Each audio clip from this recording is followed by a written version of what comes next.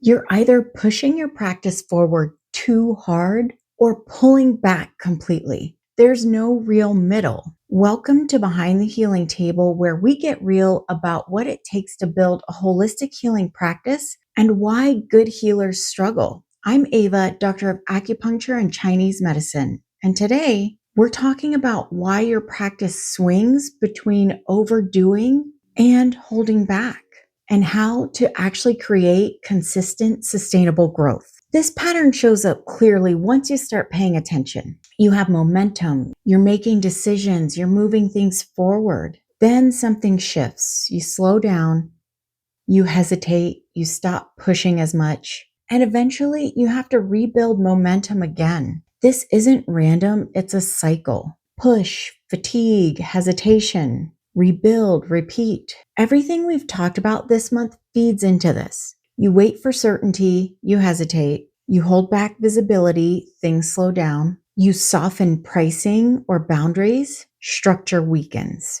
Then you try to correct it by doing more. But more effort doesn't fix unstable structure. Let's anchor in this truth. Inconsistent growth isn't a motivation problem. It's a structure problem. When your practice relies on motivation, energy, confidence, external conditions, it will always fluctuate because those things fluctuate. Sustainable practices are not built on intensity. They're built on clear structure, consistent decisions, and repeatable actions. So the goal is not more effort, more output, more momentum. The goal is removing the need to constantly rebuild momentum. So here's the shift. Let's identify one area of your practice that currently depends on how you feel. So, for example, instead of I'll adjust pricing based on how it feels, you decide my pricing is fixed and reviewed quarterly. Structure removes overthinking, hesitation, and emotional decision making, and replaces it with consistency. So, two things you can do this week. One, identify one area of your practice that is currently inconsistent.